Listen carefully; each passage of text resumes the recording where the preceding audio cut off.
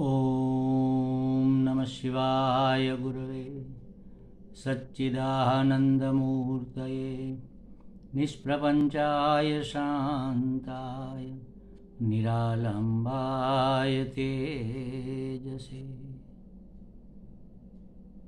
हरिओम प्रभु जी। आज के इस प्रश्न परिषद में आप सबका स्वागत है। आज का प्रश्न भी बेंगलोर से ज्योति गुप्ता जी का है।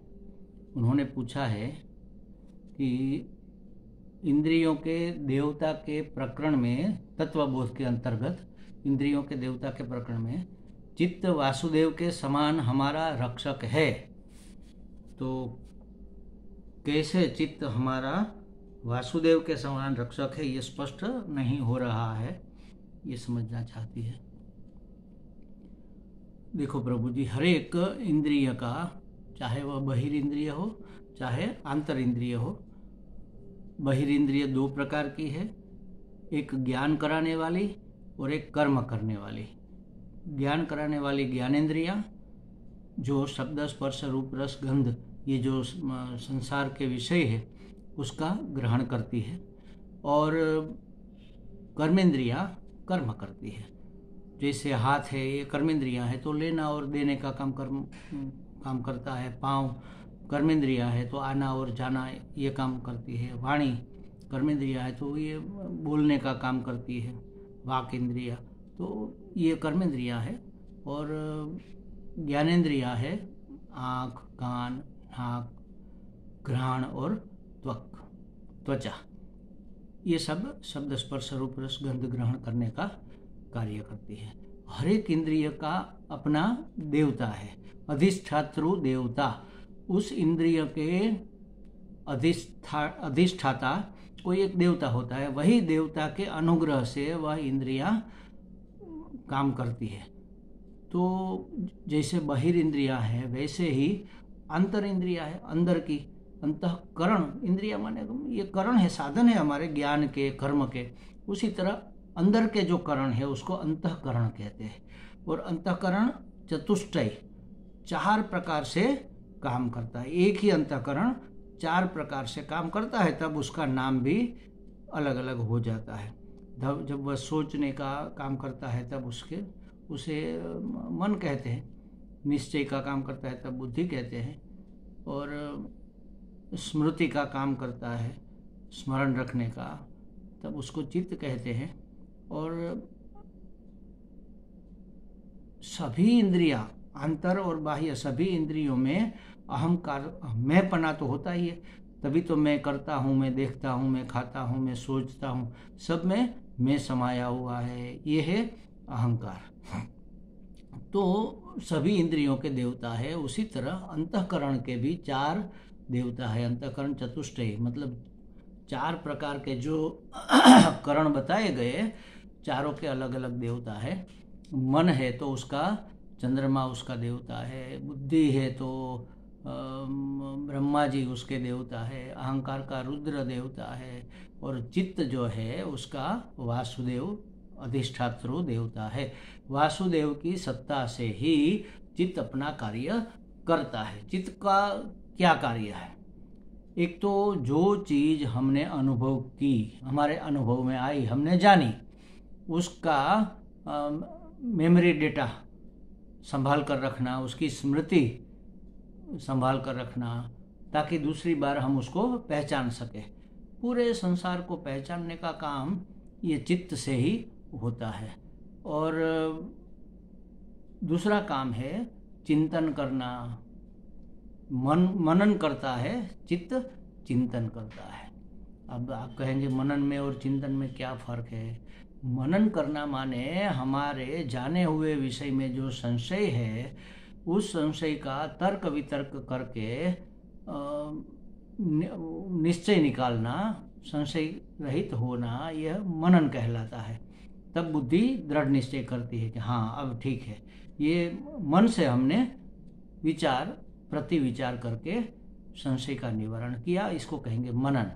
और चिंतन कहेंगे जो दृढ़ निश्चय हो गया, उसके बारे में सोचते हुए उस संस्कार को दृढ़ करना, जैसे हम मनुष्य है, पुरुष है या स्त्री है, जो भी है, और संसारी है, वर्ण के अनुसार ब्राह्मण है, शूद्र है, वैश्य है, और आश्रम के अनुसार गृहस्थ है, ब्रह्मचारी है,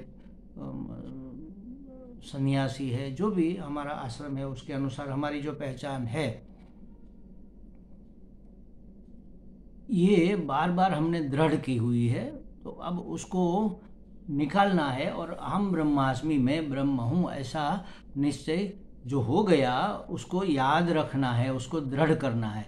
दृढ़ करना माने याद रखना, कभी न भूलने के लिए।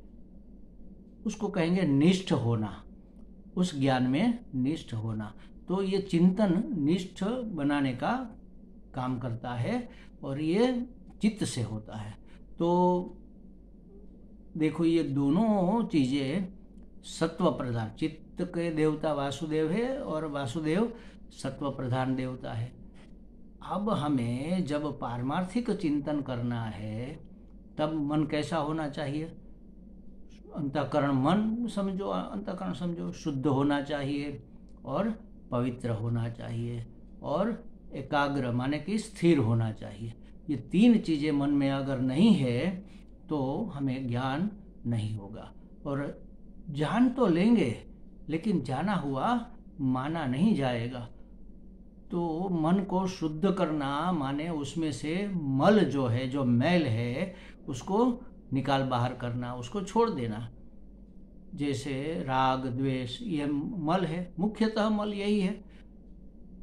इसके हिसाब से काम, क्रोध, लोभ, मोह, मद, मात्सर्य, दंभ, ये सब जो आसुरी आगंतुक हमारे अंतःकरण में घुसपैठिए जो बैठ गए हैं, उसको निकाल बाहर करना। तो मन शुद्ध हो गया, और उसमें सत्व की प्रधानता हो गई, तो वह पवित्र भी हो गया। शुद्ध और पवित्र मन एकाग्र भी होना चाहिए। तो परमात्मा चिंतन से या तो उपासना से, भगवान की भक्ति से मन एकाग्र होगा, एक ही वस्तु में अग्रसर होगा। परमात्मा एक ही, हमारे इष्ट देव जो भी है, कृष्ण है समझ लो, राम है, तो राम राम राम के ही प्रति हमारा मन अग्र हो जाए, एकाग्र हो जाए, तो तब उसकी चंचलता निवृत्त हो जाती है। अब तो एक में ही वह रमता है, अलग अलग जगह घूमता नहीं रहता है, कूदा कूद नहीं करता है। तो ये हुआ एकाग्रता। तो ये सब करने के बाद जब उस गुरु से हमें ज्ञान मिलता है, शास्त्र हमें जब ज्ञान प्रदान करता है, महात्मा लोग हमें ज्ञान प्रदान करते हैं, तब हमारा निश्चय हो जाता है कि हाँ, मैं ये देह नहीं हो सकता, मैं तो ब्रह्म हूँ। अब ये समझ में तो आ गया। अब इसको दृढ़ करना है, तो उसके लिए निधिध्यासन, जो हमारी कल बात हुई थी, बार बार हमें बैठकर चिंतन करना होगा, मतलब कि निधिध्यासन करना होगा। तो ये चिंतन सत्व से सभर चित्त से ही हो पाएगा। तो उसमें सत्व गुण की प्रधानता रहनी चाहिए। सात्विक मन ही परमात्मा, क्योंकि परमात्मा स्वयं सत्व से समृद्ध है, सात्विक है। तो यहाँ वासुदेव भी सत्व के देवता है, सात्विक है। ब्रह्मा जी रजस के देवता है, क्योंकि उसको निर्माण करना है सृष्टि का, तो उसमें तो कुछ करने के लिए तो रजस की प्रधानता होनी चाहिए। तो वह रजस के देवता है, और वासुदेव है वह सत्व के प्रधान देवता है। तो जैसे वासुदेव भगवान, तीनों देव है, ब्रह्मा विष्णु महेश। तो विष्णु माने वासुदेव। विष्णु क्या काम करते हैं? पालन करने का काम करते हैं, पालन और पोषण करने का। ब्रह्मा जी निर्माण करते हैं, और रुद्र है वह सब समेट लेते हैं, उपसंहार करते हैं। ये तीनों देवता तीन काम करते हैं। वासुदेव रक्षण और पालन करते हैं, पोषण करते हैं। बस उसी तरह हमारे ज्ञान का रक्षण करने का काम, पालन करने का काम, पोषण करने का काम हमारा चित्त करता है। क्या करता है? जो देखा उसको याद रखा, अपने एल्बम में फोटो लगा दी। जैसे टेढ़ी मेढ़ी चीज़ देखी, कोई रास्ते में ऐसी टेढ़ी मेढ़ी चीज़ पड़ी हुई है, तो हमने जाना कि अरे ये सांप है, तो चित्त में उसका एल्बम में फोटो लग गया कि ऐसा जो प्राणी होता है, ऐसा टेढ़ा मेढ़ा जो पड़ा होता है जमीन पर, वो सांप होता है। और फिर उसके बारे में भी जानकारी मिली कि भाई सांप जहरीला होता है, वो काटेगा तो डंक देगा तो आदमी मर जाता है, अपना बचाव करने के लिए उससे दूर रहना चाहिए। ये सब बातें चित्त में संग्रहित रहती है। फिर दूसरी बार उसने एक रज्जू का टुकड़ा देखा, सांप की तरफ पड़ा हुआ था, तो जाना कि हाँ ये ऐसा सांप होता है तो ऐसा रज्जू भी हो सकता है। फिर एक बार देखा कि कोई दंड पड़ा हुआ है, लाठी टेढ़ी मेढ़ी, तो चित्त में ये भी संग्रह हो गया कि हाँ ऐसी लाठी भी होती है। फिर जलधारा देखी, पानी बहा हुआ, रेला पानी का जमीन पर चला था, तो वो देखा तो हाँ ये टेढ़ी मेढ़ी जो दिख रही है ये पदार्थ जलधारा भी हो सकती है। और समझो भूकंप आया और दरार हो गई जमीन में, तो ये दरार भी हो सकती है। भूछिद्र, जिसको संस्कृत में भूछिद्र कहते हैं, ये भी हो सकता है। ये सब चीज़ें उसमें एक विभागवार वह संग्रह करता है, तो उसमें उसने संग्रह कर लिया। अब हम रात को जा रहे हैं, आधी रात को, थोड़ा उजाला है थोड़ा अंधेरा है, अष्टमी की चंद्रमा है, साफ दिख नहीं रहा है लेकिन बिल्कुल नहीं दिख रहा है ऐसा भी नहीं है, और हमने टेढ़ी मेढ़ी चीज़ पड़ी देखी। अब होता क्या है, 4 संस्कार हर एक प्राणी के अंदर रहते हैं, भगवान ने डाले हुए। आहार, निद्रा, भय, मैथुन के संस्कार।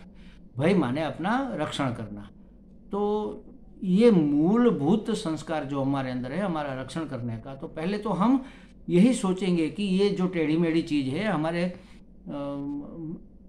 लिए कोई डर का कारण तो नहीं है, मृत्यु का कारण तो नहीं, अरे सांप होगा तो मर जाएंगे। तो सबसे पहले वही जो हमारा मूल स्वभाव है वह ऊपर आ जाता है। चीज चाहे कोई भी हो, लेकिन आंख देखती है एज इट इज, जो है उसी को देखा।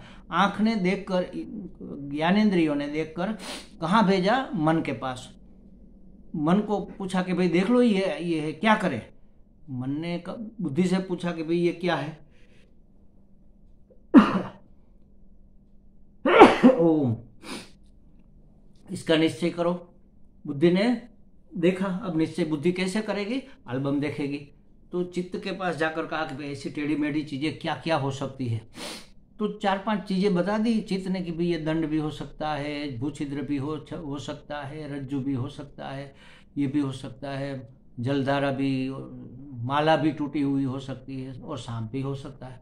तो बुद्धि अभी निश्चय करे उससे पहले जो हमारे संस्कार थे डर के, मतलब अपने स्वरक्षण के, उसके वो ऊपर आ गए, और मन ने बुद्धि के डिसीजन लेने से पहले ही कोई तर्क वितर्क करके बुद्धि डिसीजन लेगी कि हिल रहा है, चल रहा है तो सांप है, अगर नहीं हिल रहा है तो क्या है, थोड़ा बहुत हवा से जरा जरा हिल रहा है तो ये रज्जू है, और भी नहीं हिल रहा है तो क्या है। ऐसा अभी बुद्धि निश्चय नहीं कर पा रही थी, उससे पहले मन पलायन करने का आदेश दे दिया इंद्रियों को कि भाई सांप हो सकता है, भागो यहाँ से वरना मर जाओगे। तो मन ने आदेश दिया, अब पलायन का काम कौन करेगा, कर्मेंद्रिया, मतलब पांव करेंगे। आना जाना तो पांव का काम है, तो पांव चल पड़े दूसरी दिशा में कि भागो भाई यहाँ से, ये तो सांप है। अब ये कैसे जाना, चित्त में जो संग्रह पड़ा हुआ था, मतलब पालन किया हुआ था, रक्षण किया हुआ था अपने ज्ञान का। जैसे वासुदेव या विष्णु कह लो, जैसे सृष्टि का पालन पोषण करते हैं, ब्रह्मा जी सर्जन करते हैं और वासुदेव पालन पोषण करते हैं, उसी तरह हमारे संस्कारों का, हमारे ज्ञान का पालन कौन करता है, कहाँ होता है ये सब पालन, चित्त में होता है। और उसको ऐसी सत्ता और स्फूर्ति कौन देता है, वासुदेव, उसके अधिष्ठातृ देवता है वह, उसको ये शक्ति, उसको सत्ता और ये स्फूर्ति अपने अधिष्ठातृ देवता से प्राप्त होती है। तो जैसे सृष्टि के सर्जन के बाद उसका पालन और उसका रक्षण करने का काम वासुदेव करते हैं, उसी तरह उसके अध्यक्षता में ये चित्त भी हमारे ज्ञान का, हमारे संस्कारों का, हमारे कौशल्यों का, जो भी है, ये सब कौन पालन करता है, चित्त करता है। चित्त के देवता वासुदेव करते, इसलिए कहा कि चित्त वासुदेव के समान हमारा रक्षक है। कैसे रक्षक है ये स्पष्ट नहीं हो रहा है, इस तरह से रक्षक है। कोई ना कोई चीज़ कहीं ना कहीं, किसी न किसी से हमारे शास्त्रों ने जोड़ कर रखी है ताकि हम उसको स्पष्ट से समझ सकें। हमें लगता है ज्योति जी को कुछ स्पष्टता हो गई होगी। हरि ओम।